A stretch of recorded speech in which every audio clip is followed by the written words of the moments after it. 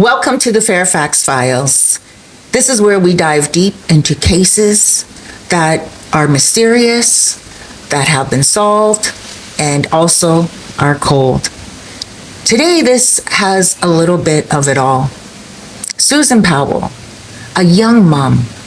The last time she was seen was she was 28 years old. She was married to a horrible husband. He was always spending money, stopping her from spending money. Meanwhile, she was the breadwinner. He wasn't able to hold down jobs. He was always buying tools. You know, his dad and his brother both had major issues. I mean, his younger brother, not little brother, younger brother, still an adult, used to walk around the house naked in a diaper. You know, his dad, real loopy. So Susan's husband's name is Josh, okay? His dad's name is Steve. We're going to be talking about Steve. We're going to be talking about Josh. But Josh, he had Susan as his wife, and Steve was obsessed with Susan. It was ridiculous. I'm going to be playing a little bit of that video today as well. But let's get into the story of everything. And let's really talk about what is happening in this horrible situation.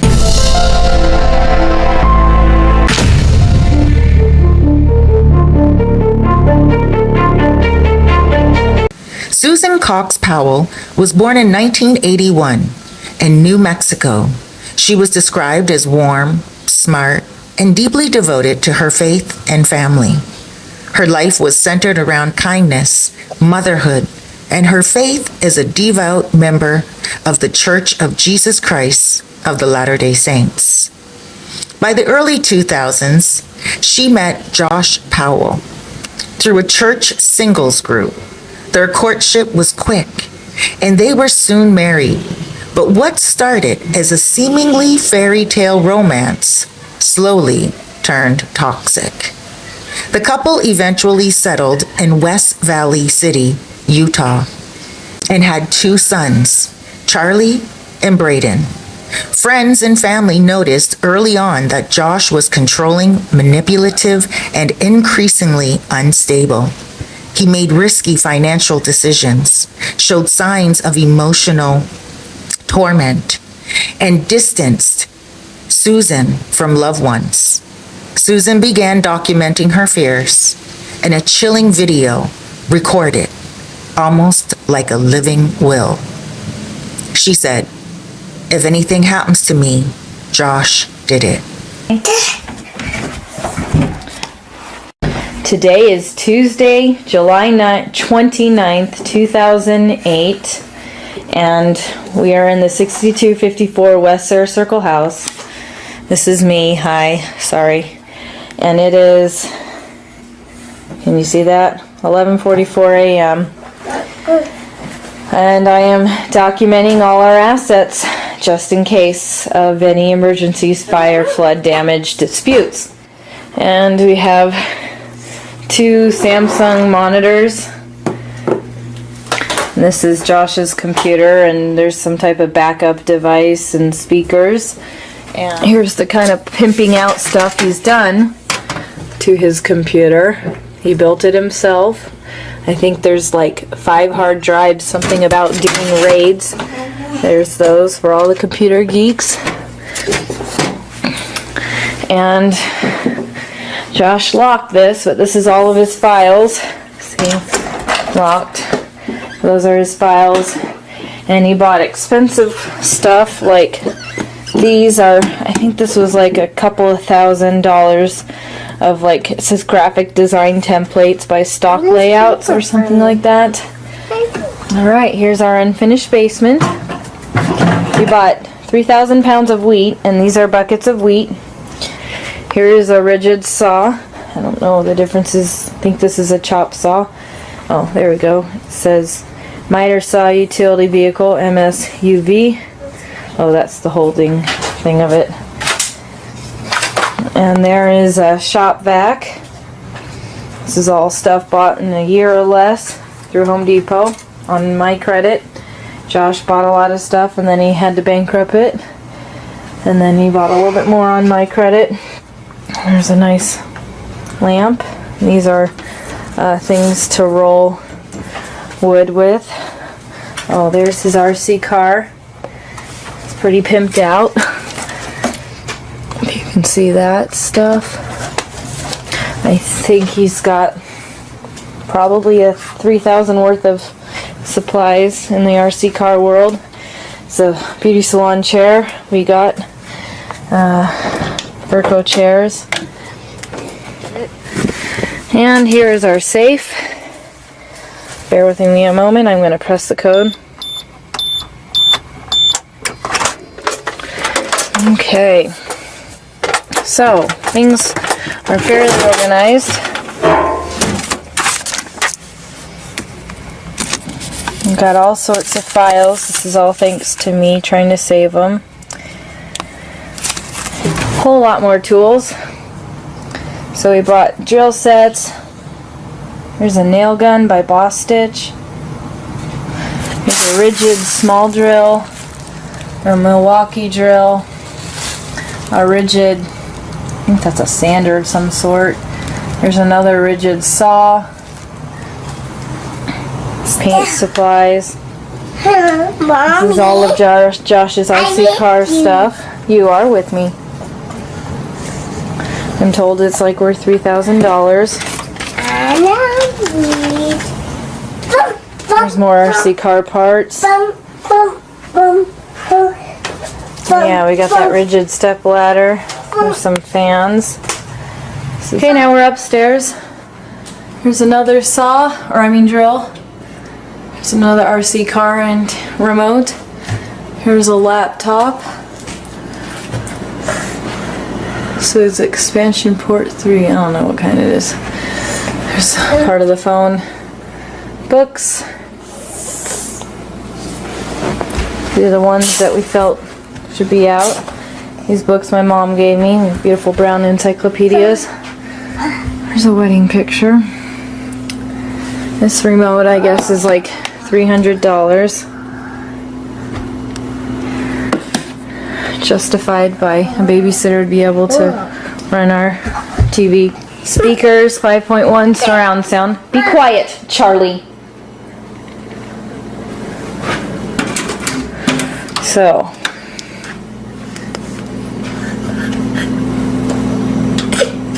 don't touch the TV.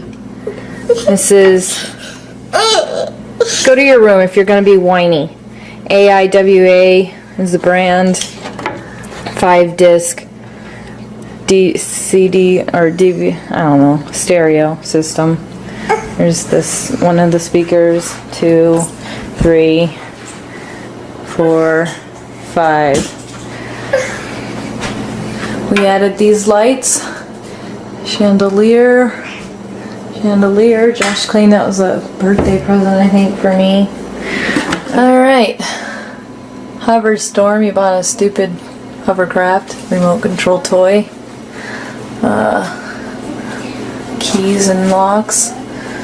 Cooking, cleaning supplies. There's another remote by the Clorox on the right. This is recycling and garbage. There's our washer. Duet, HT, Whirlpool. Front loader, and there's the dryer. We got it at the Scratch and Dent at RC Willie's when we first moved here in 2004, like March, April. This is a can organizer that Josh and I made. I had to help him all through the way. He doesn't do projects by himself. More supplies. Little freezer. Josh did have this before me. There's a table saw. Says rigid. We built the table on it. This is Josh's welding machine. He borrowed the cart from the Wades. There's the box to the filter. Here's trickle tape. I think it was a couple hundred. Camping supplies. All the cabinet doors. Here is, I think it's a bandsaw.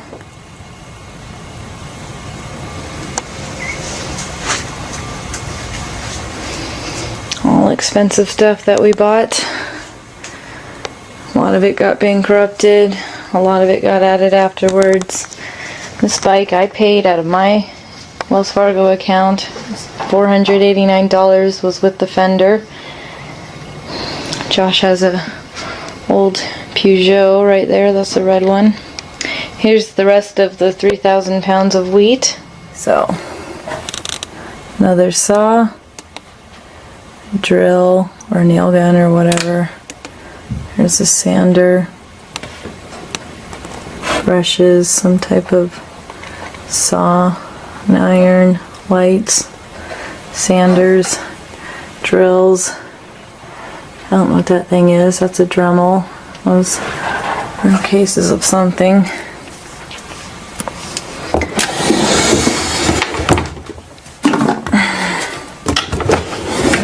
And tools galore.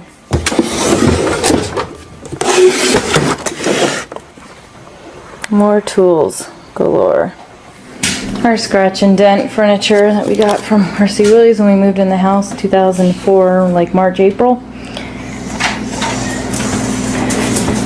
This is a $3,000 rocker glider. My parents lent us the money for. We still owe them, I think, $3,000. This bathroom. Josh felt the need to pull the mirror out and cut more holes in the wall. Said he was going to make shelves. That didn't happen. My toiletries, nail polish, makeup. I like to do Mary Kay, but it's expensive, so Josh always cuts me off after a while. Almost forgot. Remember that camera we saw in the box in the garage next to the hovercraft? Here it is. Nikon digital. And obviously what I'm shooting this off says JVC hard disk camcorder micro S HD 30 GB 7 to 37 hours 4 recording modes hybrid Everradio Conoco Minolta lens. She also wrote letters and stored them secretly, describing her growing fear and outlining how Josh's behavior had changed. This is when she vanished. December 6, 2009, a cold Sunday in Utah. Susan attended church that morning with her family. Later that day, a friend came over to her house.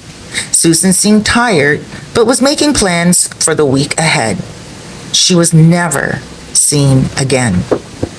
On Monday morning, Susan didn't show up for work, which was very unusual for her.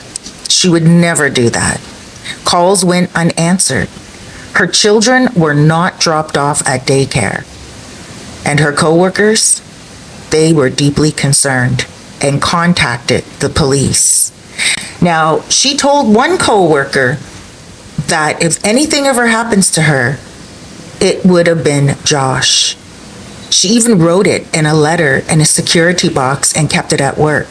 When her coworker asked her, "Has Josh ever threatened you?" she said no. But that doesn't mean anything. Her intuition was on point. The police arrived at the Powell home to find it locked. No one answered the door. Concerned for the family's safety, they entered the home.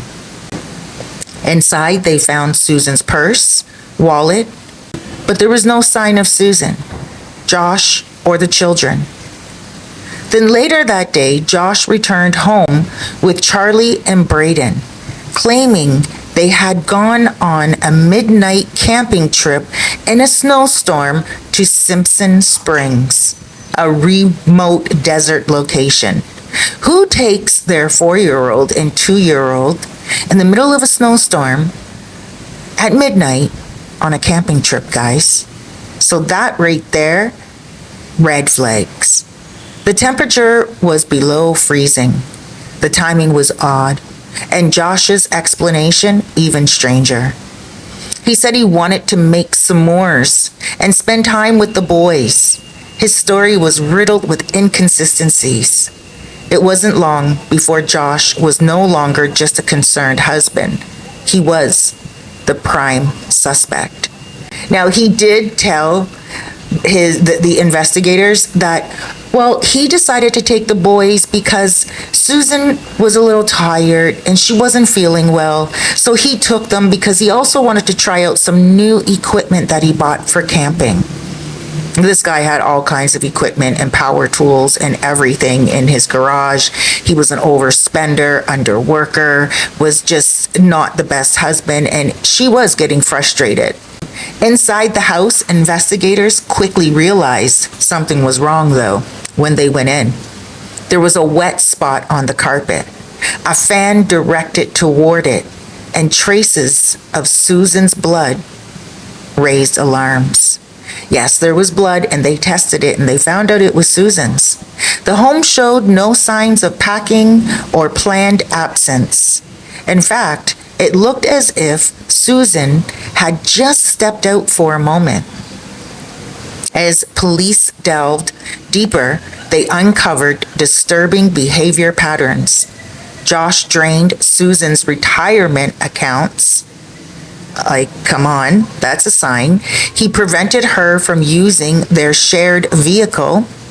He isolated her emotionally and financially.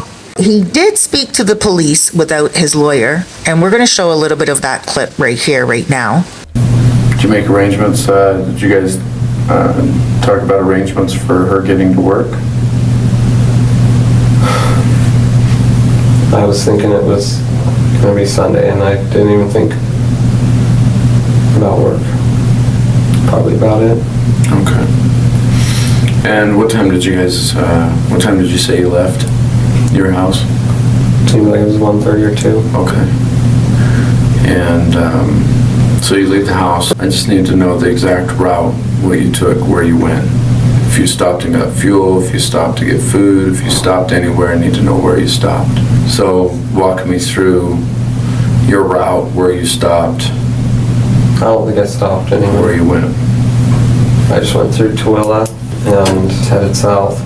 Okay, so I need to know your route. I mean, I need to know like where, you say you went through Tooele and get to Tooele 2 different ways. How did you get to Tooele? So you left your house and you used Interstate 80 Yeah. to Tooele? Okay. And I mean, I just headed south and found my way onto a Pony Express route, and that was it. Then I just pulled off into some trail. So you just took I-80, went through Tooele, and you went to the Pony Express Trail? And you didn't stop anywhere? I don't think so. Okay, so you're saying you already had a full tank of gas, you didn't have to fill up? Yeah. Yeah, what? Yeah, I had a tank of gas. Okay, so you didn't have I think to... I might have gotten it the day before or the day of or something. I don't remember. Okay, so you drove out the Pony Express Trail, you didn't, no stop for food, gas, nothing, right? Okay. And you get the Pony Express Trail, obviously go east, or sorry, west, right? Yeah. And how far west do you go?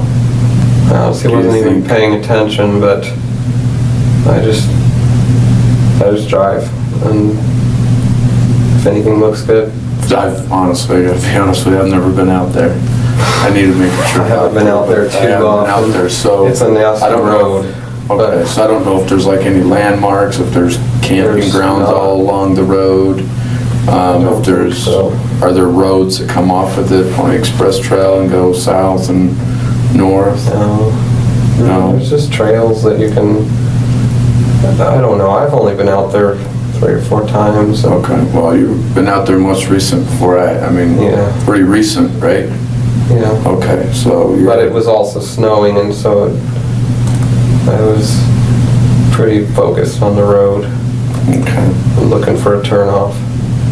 Like I say, just found a trail and... Were you concerned with the snow, knowing that there was a snowstorm coming in? Yeah, I was... In a minivan? Actually, the minivan handles like a 4x4. Yeah, you can go some serious off-roading with that minivan. Okay. So, I mean, wasn't that a concern with the storm coming in and it was already snowing? It wasn't already snowing when I left. No, it was snowing when you got out It there. was, yeah. And so I was watching the road and I'm going, how thick is this gonna get? Mm-hmm. And then I thought, well, you know, what are the odds that it'll be anything that'll get us stuck out there? Mm-hmm. You know, and we have the generator and the heaters, and so it's like, well, we can risk it. Yeah. We're already here, what the heck, you know?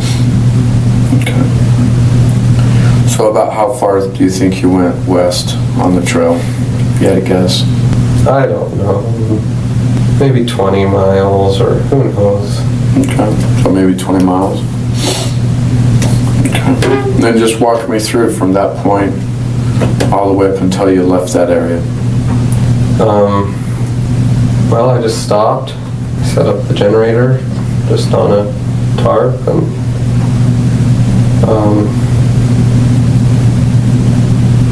plugged in the heaters, got some sleep. Just right there on the trail? Okay. So you set up the generator and you set up the heaters and you sleep, right? Actually I did also the humidifier. Okay. And And then we then, woke up dawnish after the light. We did a little campfire, hung out, drove all our creation. okay. You just do the campfire just right there on the side of the road? Yeah. Okay. What did you use for the campfire? Just wood. Just some crappy wood that I had. Okay. That's, so you just basically, you stayed on the Pony Express Trail, there's no trails that come off of it, right? Off of the road? Well, just the trails, yeah, I mean, Did you just drove- drive on the road straight out to this campground? no, we drove into the trails, So you drove on some of the trails then? yeah. Okay. How could you see the trails with the snow out there? You can tell. Can you? Some are wide, some are narrow. But then, eventually, he refused to speak to police without his lawyer. Shortly after that, he moved with his sons to Washington State, further distancing himself from Utah authorities. Susan's family, meanwhile, began their own campaign for answers. They distributed flyers, launched search parties, and pushed the case into the public spotlight. But then, another dark twist emerged. Josh's father, Steve Powell. In 2011, authorities executed a search warrant on Steve Powell's home in Washington. What they found was horrifying. Journals, videos, and photos revealed Steve's twisted obsession with Susan. He had secretly recorded her without her knowledge. In various situations, including doing mundane things like gardening and walking around the house, his journals described graphic intimacy fantasies about her. He had kept items of her clothing and personal effects, even cotton balls that she had used, and he would use those to release himself. The police arrested Steve Powell on charges of voyeurism and possession of child videos. He was later convicted and sentenced to prison. This disturbing revelation added yet another layer of psychological horror to Susan's story. He just turns me on. I'm in a perpetual state of turmoil when she's around. No, move your hand, move the box. This is a week after waxing. No hair. Standing here. I'm gonna do it. No, it's really pretty clear. Do me a favor when Josh gets home, show him this, okay? Okay. So I want to see what he says. You have a nice profile too. I hate my profile. Actually, it's really pretty. Here's my stash of pictures that I feel very fortunate to have. There she is, and I don't know when. This is another high school shot, probably. That's what she must have been wearing a couple of mornings ago when I was taping her, doing her makeup. Every time she takes a shower, I'm anxious to get into her laundry. It would be great to go to Colorado and see a different part of the U.S., you know? Yeah. I'm probably wrong, but I've really fallen in love with you. Maybe I'm interpreting something that I shouldn't be interpreting. You know, it just, for example, when we were sitting on the couch, it just felt like you were very, you know, I mean, I was extremely aroused, and I think you were somewhat aroused, at least I thought. I don't know where you're going with this. Susan, I don't, yeah, well, I'll tell you what I'm married to your son, and I should just be the daughter-in-law, I know. which puts me a step beneath your own children. Okay. And that's where I'm comfortable. Just kind of meaning to talk to you about this. My own father doesn't kiss me, and you kiss me, and I didn't like that. That's Susan. There's Josh. I really want her. It was definitely a romantic obsession, yeah. I mean, you know, Susan's a beautiful woman, and when a beautiful woman comes on to you like that, it's really hard to resist that kind of a thing. I mean, maybe it's just me. Probably inappropriate, but I admit those things were going on. I just had what is probably the most erotic experience I've had in my entire life. I just hate to say it. I mean, of course, I haven't had that many experiences, but Susan has been feeling ill. She had a cold, and I offered to rub her feet, to rub her toes, to give her some stimulation. That went on. I probably rubbed her feet, her toes, her beautiful feet. She has such pretty feet. Of course, everything about her is pretty, beautiful. And I know she felt it. I mean, she couldn't have missed it. She's not naive either, I know from what I've read in her journals.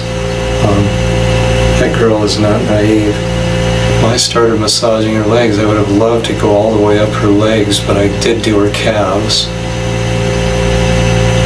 because her feet were resting in my crotch, so I sort of rubbed her calves. She didn't seem to mind at all having me that close. I mean, I was close. I was touching her with my crotch. Then I just started rubbing her back and her neck and her shoulders. I didn't want to push my luck. Josh was sitting across the room on the chair, and he wasn't always watching, so I sort of took liberties as he didn't watch. And you know, I put my hands around the front, and I did feel her breasts, at least to some degree. I didn't put my hands, and I didn't cup my hands over them, but I felt the sides and a little bit on the underneath, and she had an underwire bra on,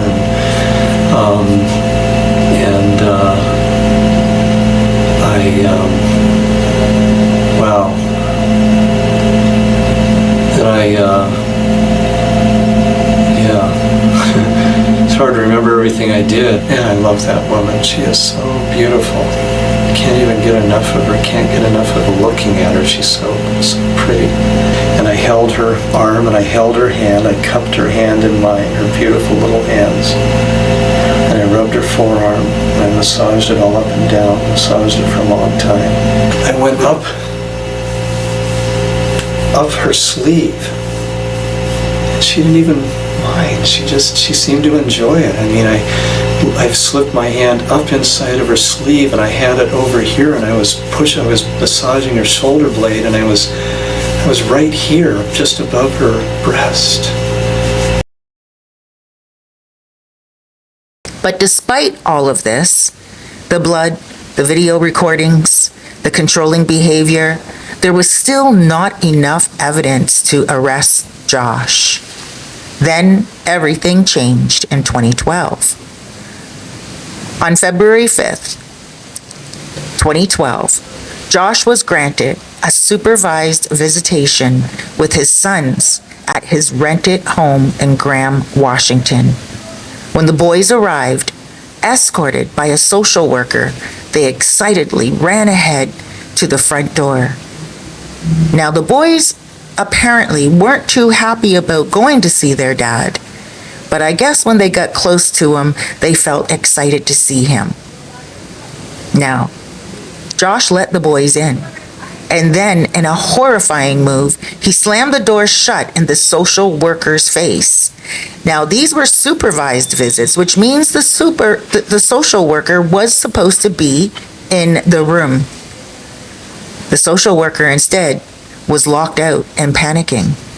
The social worker called 911, pleading for officers to hurry. Hey, I'm on a supervised visitation for a court-ordered visit, and something really weird has happened. The kids went into the house, and the parent, the biological parent, whose name is Josh Powell, will not let me in the door. What should I do? What's the address? It's 8119, and I think it's 89th. I don't know what the address is. Okay, that's pretty important for me to know. I'm sorry, I can't. Just a minute. Let me get in my car and see if I can find it. Nothing like this has ever happened before at these visitations, so I'm really shocked. And I could hear one of the kids crying, but he still wouldn't let me in. Okay, it is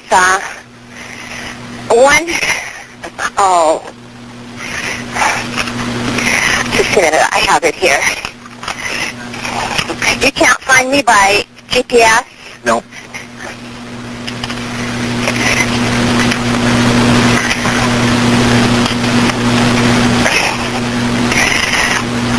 Okay, it is, I still can't find it.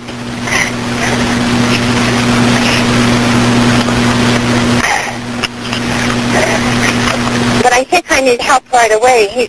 He's on a very short lease with CSHS, and CPS has been involved. And this is the craziest thing. He looked right at me and closed the door.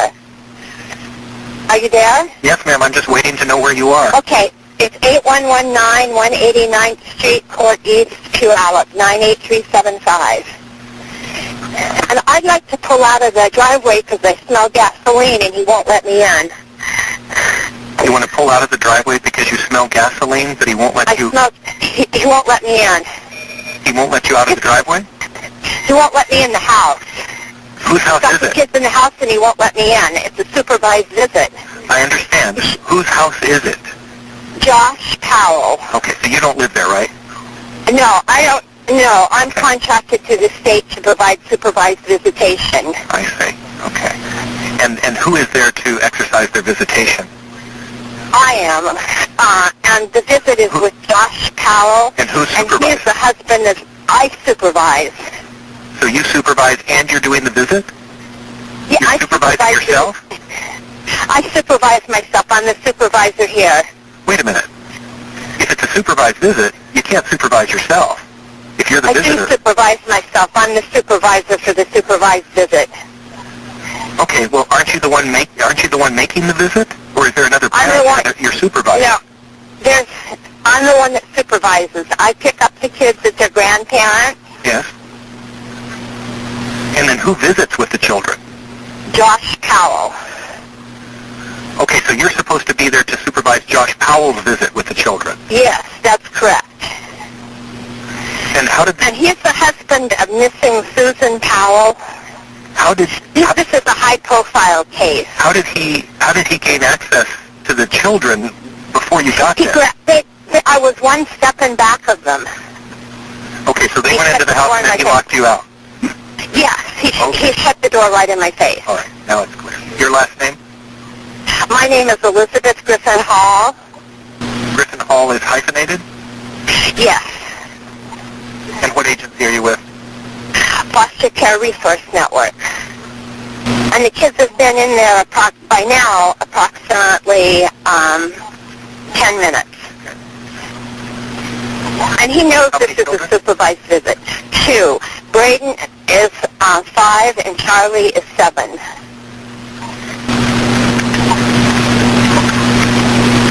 dad's last name? Powell, P-O-W-E-L. L. 2 L's? 2 L's at the end of Powell? Yes. His first name? His first name is Josh.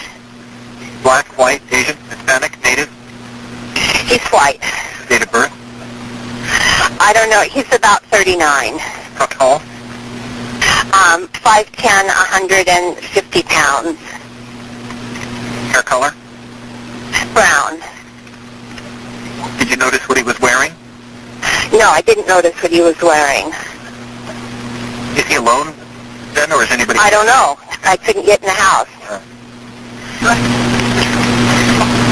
Are you in a vehicle now or on foot? I'm in a vehicle. I'm in a Prius, a 2010 Prius. What color With is the doors locked. But he hasn't opened the door. I rang the doorbell and everything. What color I is begged him to let me in. Elizabeth, please listen to my questions. What color is the Toyota Prius? Gray, dark gray. And the license number? I don't know. I can look. All right, we'll have somebody look for you there. Okay, how long will it be? I don't know, ma'am. They have to respond to emergency, life-threatening situations first. The first available deputy... Well, this could be life-threatening. He went to court on Wednesday, and he didn't get his kids back. And this is really... I'm afraid for their lives. Okay, has he threatened the lives of the children previously? I have no idea. All right, we'll have the first available deputy contact you. Thank you. Bye. Ma'am, were you calling about the fire in the 8200 block of Yes, 188th Street, he exploded the house. He blew up the house and the kids. He didn't ever leave the house. He just opened the door. The kids were one step ahead of me. They're 5 and 7. They were one step ahead of me, and he slammed the door in my face. And you think he might have done this intentionally? Yes. Fire, there's a house on fire exploded. The house just blew up and it's on fire. Firefighters take just 3 minutes to arrive. At nearly the same time, Powell's sister Alina is also calling 911, terrified. She's just received his final voicemail. I am not able without my sons. I'm sorry to everyone I've hurt. Goodbye. I'm terrified to drive over. I'm afraid of seeing something. Inside, Josh had already attacked his sons with a hatchet, injuring them. Then he set the house on fire using gasoline as an accelerant. The home exploded in a fiery blast. Josh Powell killed himself and his 2 sons in a planned murder-suicide. It was the final horrific chapter in a story that had already claimed too much. To this day, Susan Powell's body has never been found. Investigators believe she was murdered by Josh and possibly disposed of in a remote mine shaft, desert ravine, or even incinerated. Despite years of searches, tips, and leads, her remains remain lost. In 2019, West Valley Police closed the active investigation.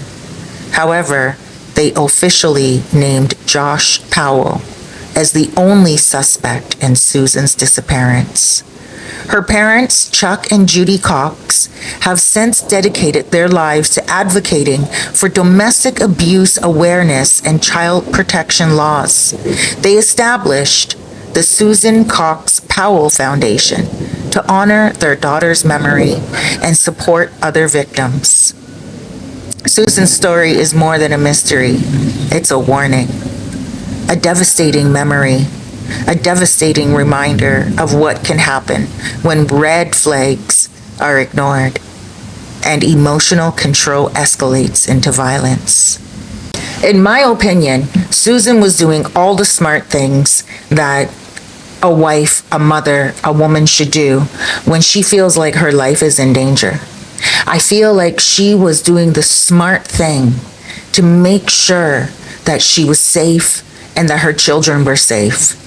Even in that video, you can see she is downplaying a little bit about what Josh is spending, while at the same time she's like, well, that rocker cost $3,000 and they still owe the money to her parents and bankruptcy. So he was overspending.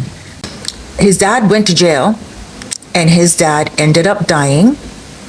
And not only that, his brother committed an act of unaliving himself. So those men and that family, they're gone. But it still doesn't bring back Braden and Charlie and Susan. Will Susan's remains ever be found? Possibly not. I just don't see how this man was so horrible that he would take his own children instead of letting them live. But maybe he knew something darker. Maybe he knew something deeper. Maybe in some way, he could see that he already did damage to his children. Maybe their uncle walking around naked with just a diaper on as an adult. Maybe their grandfather did something to them as well. These are things we will never know. But what went on in that home was not proper. This man, Josh must have he must have been living with demons. Demons day in and day out. He knew that the law was just about to come down on him. And not only that, remember, this was a while after she went missing. So when they started to find out that the father was nuts and creepy and the brother was strange and weird, and all of this is going on around the children, and the wife is missing, Josh pretty much put two and two together. He knew he was going down, and he knew it was just going to be a matter of time. And he put everything in his hands with the demons that he lives with, and he allowed evil to steal him away. He allowed evil to enter his heart. He knew God. He met God. Apparently, that's how he met his wife. But look what he ended up doing. He ended up living for the devil. Thank you so much for joining Fairfax Files. If you have a case that you would like me to cover, please put it down in the comments below.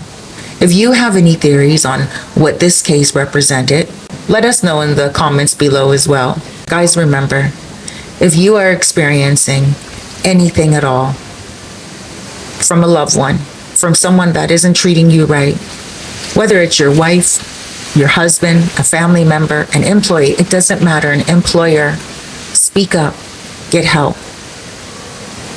Speaking up and getting help can always help you in the long run. And get away. Use your intuition like Susan did, and get away as quickly as you can. Thank you so much for joining. Please go ahead and subscribe. Look at these other videos that you may find interesting.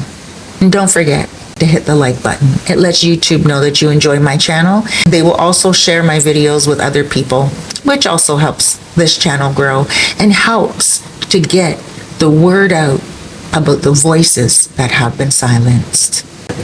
Thank you so much for joining. Please be careful out there. Until we see each other next week, I love you.